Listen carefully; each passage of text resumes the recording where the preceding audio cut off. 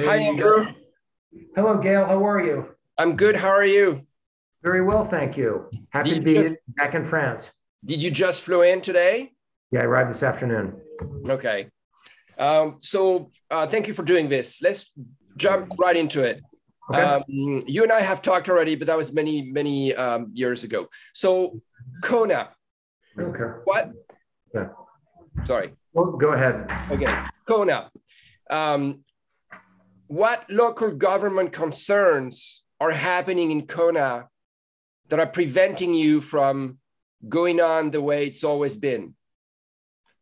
Well, I think I'll answer the question that I think you're asking rather than the exact question that you did ask, because we are going back to one day, Yeah. which is the way it's historically been. But but for us to be able to do 2 days of Kona, and like we did in 2022, and like we expected that we would do in 2023, you need the cooperation of an enormous number of people and organizations. Our friends at NELA, the Natural Energy Lab, Mhm. back when we started racing 40 years ago, all there was in Energy Lab was this one government facility. It's now a light industrial business park, and it has, I believe, 500 full-time employees that Mm. work at NELHA. And they made it clear to us that if we were going to race on Thursday, we were not going to get permission. Okay. And so then you don't have a run course. Mhm. Um, we talked to, the pier belongs to the state. Yeah. The major roads belong to the county. Mm. Police, are county employees, and so lots of the constituents Mm. said, look, we tried to race 2 days. We, in good faith, we gave it every chance, but it just didn't work. Mm. And so the people who we would need to get cooperation from, Mm. if you want to, if you want to have music, you need a permit for amplified sound. Right. And So you're telling me Kona has become too big because Energy Lab, the pier, I mean, that was fine for so many years, like you're saying, for 40 years, for 38 years, 37 years. And then you split it, and then now you can't even have 2 days. Uh, having it on Saturday is fine. okay, but then why don't you have men and women on Saturday then? Well, I think, Different issue, but well, look, where we ended up, as we started, we announced, and when we were in Hawaii in October, it was our expectation that we were going to be able to both keep the promise, men and women each get their own day, yeah, and everybody races at Kona. And those are, unfortunately, those are two promises that are mutually exclusive in the environment where we find ourselves. yeah. And so we were forced to say we can either go back to one day of racing and have men and women on the same course, and the way it's always been. That would be possible if you wanted it. Like Kona, the population Yeah. of Kona, they would be okay with that. We could go back to Okay. the way things used to be. Okay. Um, I think we felt that wasn't the right thing to do. Okay. And that, Remind me very quickly, why did you guys split men and women on different days? What was the reason behind it, or the reasons? well, the main reason is for historically, for both pro women and age group women, having male age groupers and pros it interacts with their races. Yeah. And so, Makes the fastest female swimmers are swimming through the back of the male pack. And Sometimes the then, pros. and that's the pros, but even with the gaps that we had, when Yeah. we start, I'm doing this from memory, we start in a one-day Kona scenario, we start the pro men at 6:25. We start the pro women at 6:30. Then we usually have a 20-minute gap before we send off the next wave of age groupers. Yeah. And those age groupers ride through the back of the women's pro field. And so, and that interferes with their race. Yeah, of course. And so part of what has worked for us at 70.3 World Championships, which we started doing in 2017 by splitting the days and having a men's day and a women's day, is both pro women and age group women get a completely clean race. Yeah. They get a race that is unencumbered by men. And they also get the benefit of the full focus of media, and and they get the full spotlight on their race. Yeah. And we really felt that was important. Yeah. And so and that it has been a game changer for us for 70.3 Worlds. Right. And it also, and for 70.3 Worlds, we've got close to 120 qualifying races around the world. If you only have one day of racing, you're limited on how many athletes you can realistically put into a course. And when you have 120 qualifying races around the world, you get to a point where you have to win your age group to qualify for the World Championships. Or if you're in a really big men's age group, you have to be in the top handful. Yeah. And part of what we think is really matters is to be able to have a world championship that is more aspirational, that a good age grouper on his best day with maybe a little bit of luck from roll down gets a chance to qualify for the World Championships. And we really saw that work for us for 70.3 Worlds. And we've seen the same types of dynamics emerge in the last 10 or 15 years when it comes to qualifying for Kona. Right. And, and I often tell the story of when I was, a passionate age grouper, coming up on 20 years ago, and I was trying to qualify for Kona. I would go to Ironman Canada or Ironman Lake Placid, and there'd be 100 slots. Yeah. And, and now it's 40. Yeah. And we have races around the world where there's even fewer than that. Yeah. And so for a whole cohort of athletes who are never going to win their age group, but are passionate about Ironman, them having an opportunity to be able to qualify and compete in a world championship. Yeah. It's a meaningful accomplishment. For sure. Yeah. And as Ironman continues to grow in a one-day scenario of Kona, it's just going to get harder and harder and harder and harder for athletes to qualify. Yeah. But let me just stop you for 1 second, because correct me if I'm wrong. I hear what you're saying, and I actually personally, as an age grouper myself, I agree with you. But having the World Championship in two different locations, that's a first. That's a first. Aren't you worried that you're going to upset some people? I mean, right now, I think there's 6,000.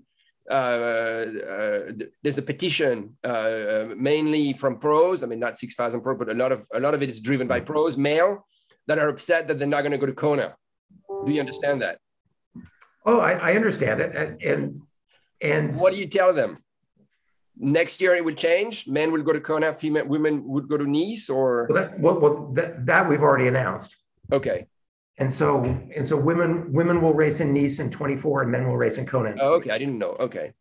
And that's our vision, is that we'll alternate. And so we're not leaving Kona, but we'll alternate. So you keep Kona. You always keep Kona. Yep. And a different location every 2 years, or something like that. Something like that. Okay. And so for people, if Kona really is the thing, there's going to be a lot of people who want to race Kona. I don't blame them. I want to race Kona. I've never been good enough to qualify.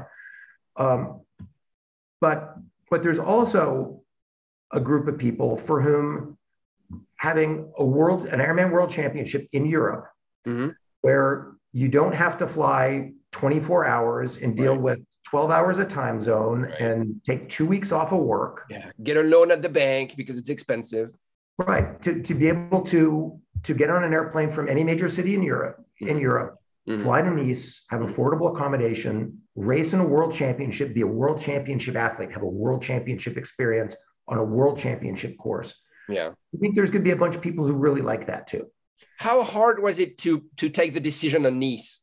What were the other cities in Europe that you guys were considering? I love Nice myself. I've raced Nice 7 times, so I don't have to be convinced about Nice myself. No. But so we spoke to a lot of communities, and Nice was the fastest to appreciate that this had the potential to be a game changer for Nice.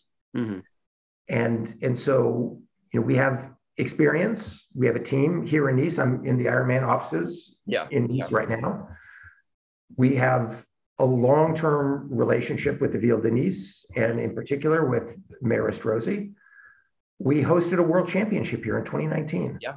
Mm-hmm. And so there were a lot of things that made this a very easy choice for us.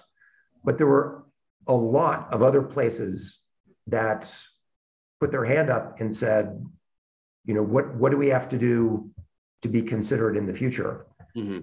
And let me come back to one of your questions about whether people are happy or unhappy. Right. One of the great things about the Ironman community is that the Ironman community cares deeply about what happens within our sport, and we what we don't lack, there's no lack of engagement among our athletes. People care, and they care a lot. Yeah, they're passionate for sure. But I'll tell you, we've gone through versions of this. When we separated the men's and women's starts in Kona, almost a decade ago, people were furious. When we introduced the rolling start. Mm. Oh yeah, all around the world, people were furious. And so we listen, but we realize that anytime you want to make a change that has the potential to make the experience better for athletes, some people are going to be uncomfortable with the change. Right. And so we listen, and we listen carefully, but we have never, and I don't intend that we're ever going to make our decisions based on, people who perhaps don't have all the facts. Mm-hmm. For sure. And so we talk and listen a lot, but ultimately we get paid to make decisions. And our belief was, this is the best thing for the long-term interests of Ironman. Yeah. And we're going to see how it goes. Yeah. Well, I mean, the French are happy, that's for sure. And again, as an age grouper, I support the fact that Ironman has evolved so much. I mean, your media coverage is amazing every year for the World Championship. So I understand both sides, but in the end, thank you for taking that decision, because I think it benefits, like you're saying, the sports Ironman and age groupers in general, all around the world. And so after 2024, are you gonna have so you reassuring me by saying that you will always try to keep Kona, right? Our plan is to always be in Kona. Okay. Are you considering changing hemisphere in 2025 and having the other one in say Australia, or are you going to stay in Europe? Do you know already? We don't know. We're still fairly early. One thing that we've talked seriously about, are we still under quarantine or under embargo? Until Thursday for this announcement. Yeah, for this announcement? Yeah, Thursday until Friday. In our announcement, are we announcing 2 years or 4 years for Nice?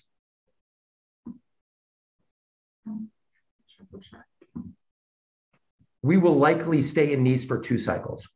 We'll likely be here for 4 years. Oh, wow. Okay. Oh, that's awesome. Okay. Yeah. Okay. So what we're going to announce, what we'll announce tomorrow is that it's going to be 2 cycles. Okay. Men in 23 and 25, women in 24 and 26 in Nice. Okay. Okay. Oh, wow. Okay. Well, I imagine that after that, you're going to have pressure from either the Australians or the South Africans. We already have it. Already there. That happened last year. Yeah, I'm sure that Jeff Mayer is texting you, calling you, you know. Queensland's quite keen to chat. Yeah, yeah, and it would be well deserved. Yeah, yeah, and look, we're not averse to that. No. But what we want to do, you know, this came together quickly. I mean, and as I said at the beginning, when we were in Kona, our expectation, you know, and this is 8 weeks ago. Yeah. No, it's 12 weeks ago, excuse me. Mm-hmm. You know, our expectation was we were going to be racing women on Thursday and men on Saturday in 23 in Kona. And, you know, that was what was going to happen. And, oh, wow. Okay. You know, and so it was only after Kona that it became clear that we just weren't going to be able to have 2 days in Kona in 2023. Mm. And so, you know, we worked with Nice and in a number of other communities. Nice was the best option. And Nice was or wasn't? Nice was. Nice was, yeah. And one that we feel very good about. Right.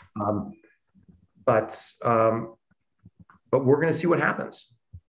You know, we'll be interested in seeing how qualifying works and what the race experience looks like. You know, it's going to be on the, you know, just 2 weeks after 70.3 Worlds. Right. And my guess is there's going to be a lot of people who will use 70.3 Worlds as a prep race.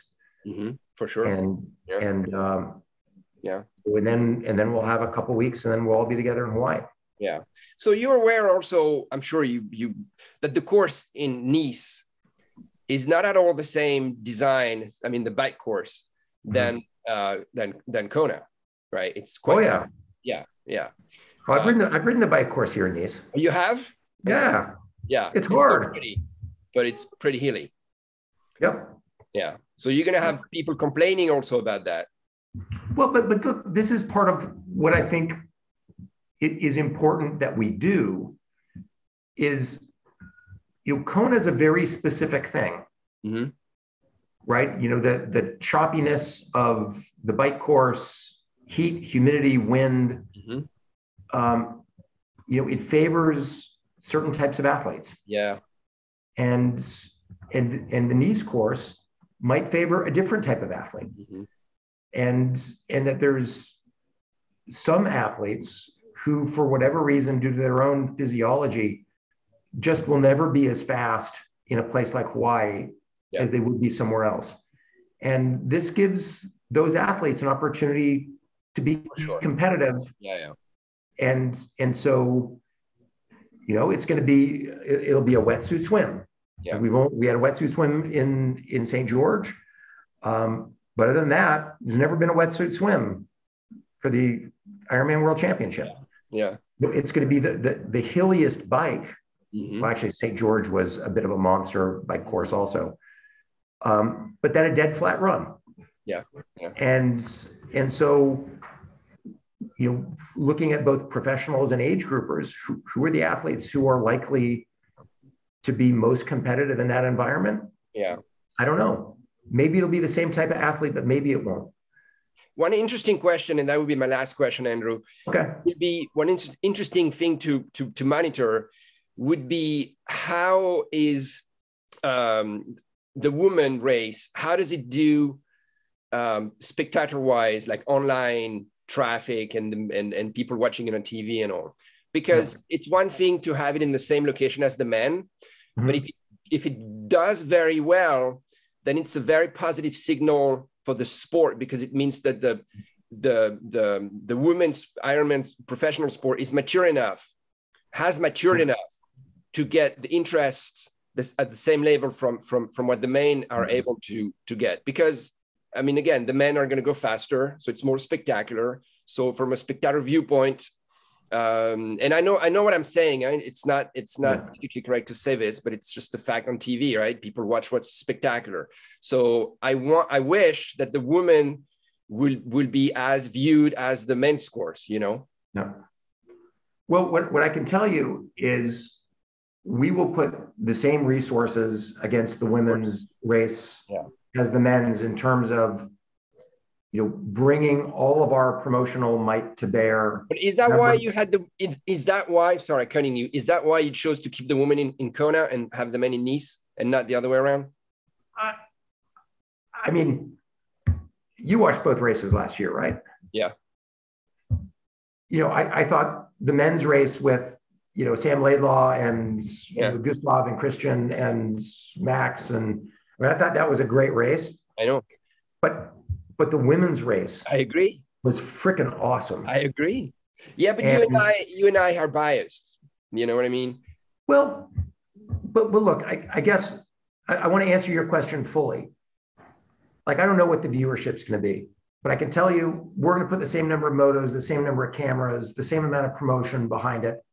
And I can also tell you that the women are going to turn themselves inside out to try to win. And they do every year, for sure. And that, you know, part of what's really exciting right now is, you know, we went through a period of time where Danny won like 10 out of 12 world championships in a row, something like that. Mm-hmm. You know, and Danny's still a force, don't get me wrong, but there's a bunch of other women who think they can win and they're going to try to win. Mm-hmm.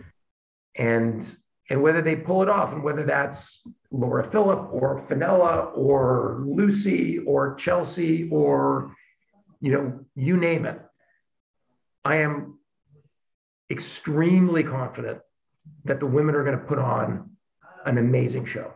Mm-hmm. And are going to do everything they can to win, because this is a big moment. You know, there's absolutely only going to be female athletes on the island. Mm-hmm. And the female pros, you know, it's going to be their spotlight. It's going to be their moment. And that's exciting. I agree. I think it's going to be a great race. Yeah. Well, good job, Andrew. Thank you so much for this, for everything. Thank you for what you're doing, and thank you for spending the time with us. I appreciate it. Okay, so but like what's the deal with the Padres hat? I live in San Diego. What can I do? Nobody's perfect. To wear a Dodger hat is what you can do. What? Dodgers? Yeah, I like the Dodgers too, but you know, the Padres are coming back up, so you know, I support them, and I live closer to San Diego. I live in Orange County, but closer to San Diego, so I like both teams. Well, are you a Dodger fan? I grew up a Dodger fan. Oh yeah. Well, don't get me wrong, I love the Dodgers, but I was so sad this year, you know, when they got out of the World Series. Yeah. All right. All right. Thank you, Andrew. Thanks, Gail. Enjoy France.